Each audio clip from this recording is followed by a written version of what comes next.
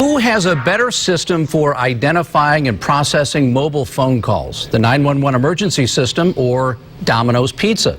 Well, if you said Domino's, you're right. In tonight's tip line story, you're about to see why and how a major flaw is causing innocent people to die. January 30th, 2014. Jordan Soto's parents find her on the floor. They call 911.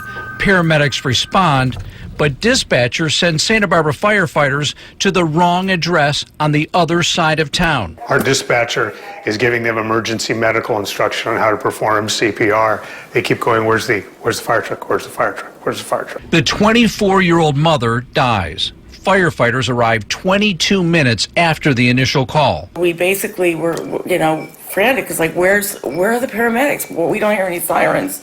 It's nuts. We could have carried her by now. Cindy Soto, Jordan's mother, had never spoken on camera about her daughter's death until now. I think about this almost every day.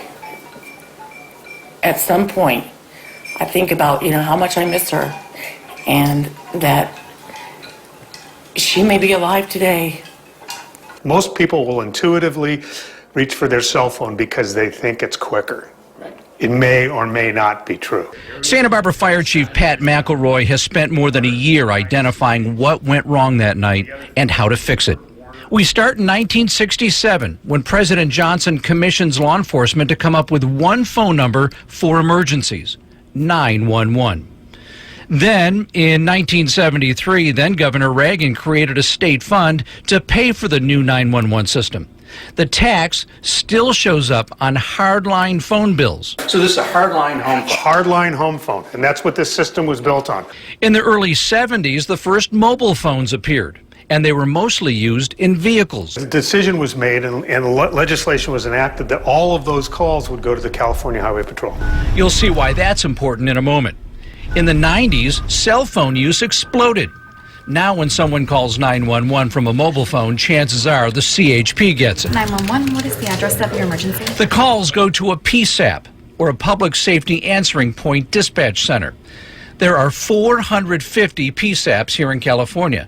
The CHP runs only 25 of them, but it handles 49% of the 10 million 911 calls made a year. So the CHP is carrying too heavy of a load. Just common sense would tell you that with that volume of calls, you're going to be getting, all of our operators are busy.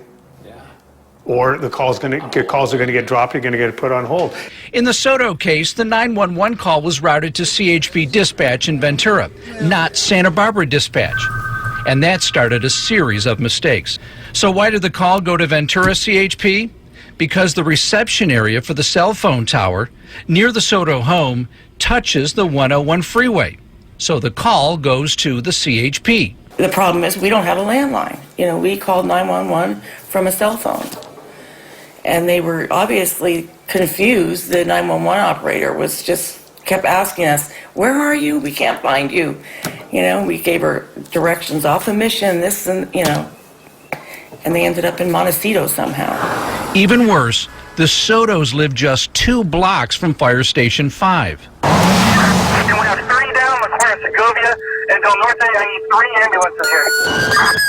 May 23rd, 2014, the Isla Vista Massacre. 6 dead, 14 hurt. 911 calls flood cell sites inside Stork Tower at the UCSB campus. All of the calls picked up from that tower, this is cut out of IV, still go to Ventura CHP. Well, why? Was never corrected.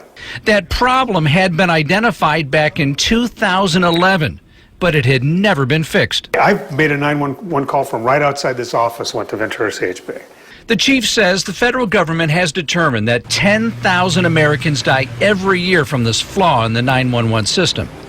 He says the current outdated system based on hardline phones can be upgraded and it will save lives. So it's a real challenge. The chief points out that if Google, Uber, and yes, Domino's Pizza can use the latest technology, so can the state of California. I want to be able to say that we're doing something, that we didn't just go, yeah, gosh, that's kind of the way things are now. If anything good could come out of Jordan's death, it would be changing the system to where, the death stopped, or at least they had a better chance. And in case you're wondering, that Stork Tower problem was finally fixed.